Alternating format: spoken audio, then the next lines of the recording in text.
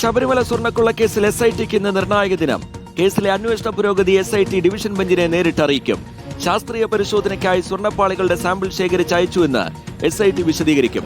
സ്വാഭാവിക ജാമ്യം തേടിയുള്ള A. പത്മകുമാറിന്റെ ഹർജി ഇന്ന് കൊല്ലം വിജിലൻസ് കോടതി പരിഗണിക്കും.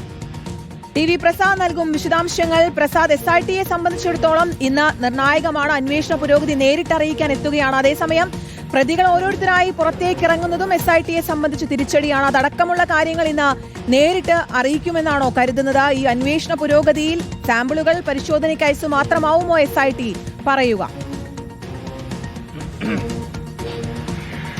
Keerthana, Rejith, good morning. ശബരിമല സ്വർണ്ണക്കൊള്ള കേസിൽ പ്രത്യേക അന്വേഷണ സംഘത്തിന് ഇന്ന് നിർണായകമായ ദിവസമാണ്. കാരണം ഇതുവരെയുള്ള അന്വേഷണ പുരോഗതി ഹൈക്കോടതിയെ ഇന്ന് അറിയിക്കും. എന്തുകൊണ്ടാണ് കുറ്റപത്രം വൈകുന്നതടക്കമുള്ള കാര്യങ്ങൾ ഹൈക്കോടതിയെ ബോധ്യപ്പെടുത്തും. രണ്ടാമത് ശാസ്ത്രീയ പരിശോധനയ്ക്ക് വേണ്ടി ദ്വാരപാലകരിലെയും അതുപോലെ തന്നെ കട്ടിളപ്പടിയിലെയും സ്വർണ്ണപ്പാളികയുടെ ഭാഗം അയച്ചിരുന്നു.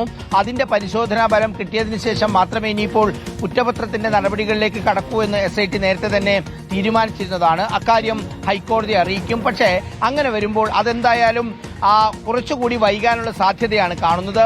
അതിനുള്ള അനുവാദം ഹൈക്കോടതി കൊടുക്കുമോ ഉള്ളതോ ഇല്ലയോ എന്നുള്ളതാണ് ഇതിലേറ്റവും പ്രധാനപ്പെട്ട കാര്യം. കാരണം അതിരൂക്ഷമായ വിമർശനമാണ് പ്രത്യേക അന്വേഷണ സംഘം ഇപ്പോൾ പലയിടങ്ങളിൽ നിന്നും ഏറ്റുവാങ്ങുന്നത്. കാരണം ഉണ്ണികൃഷ്ണൻ പോറ്റിയടക്കം, മുരാരി ബാബു അടക്കം, N. വാസു അടക്കം ഉള്ളവർ പുറത്തേക്ക് പോകുന്ന ഒരു സാഹചര്യം.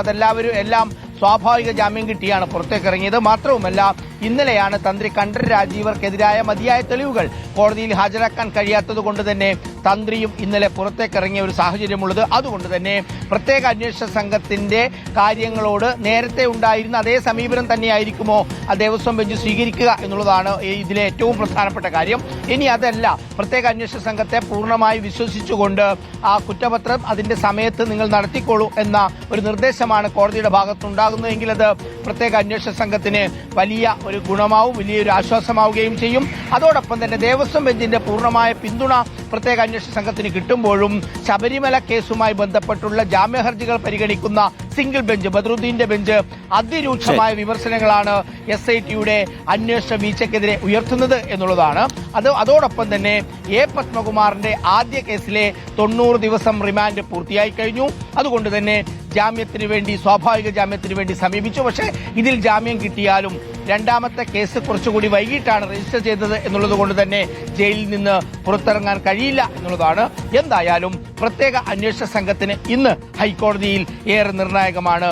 കീർത്തന, റീജിത്ത്. ശരി, TV പ്രസാദാണ് തിരുവനന്തപുരത്ത് നിന്ന് വിശദാംശങ്ങൾ പങ്കുവയ്ക്കുന്നത്. അന്വേഷണത്തിന്റെ പുരോഗതി SIT കോടതി അറിയിക്കാൻ പോകുന്നു. കോടതി എന്ത് നിലപാട് സ്വീകരിക്കും, എന്തെങ്കിലും നിർദ്ദേശങ്ങൾ നൽകുമോ, ഇടക്കാല ഉത്തരവ് പുറപ്പെടുവിക്കുമോ എന്നുള്ളതൊക്കെ ശ്രദ്ധേയമാണ്. ഒപ്പം തന്നെ പത്മകുമാറിന്റെ ജാമ്യാപേക്ഷയുടെ കാര്യത്തിൽ എന്ത് തീരുമാനം വരും എന്നുള്ളത് ഒരുപക്ഷെ ജാമ്യം ലഭിക്കാനുള്ള സാധ്യത തന്നെയാണ് കാണുന്നത്. മറ്റു അസ്വാഭാവികമായൊന്നും ഇല്ലാത്തത് കൊണ്ട് തന്നെ ജാമ്യം ലഭിക്കാനുള്ള സാധ്യതയാണ്, സ്വാഭാവിക ജാമ്യം കിട്ടാനുള്ള സാധ്യതയാണ് കാണുന്നത്.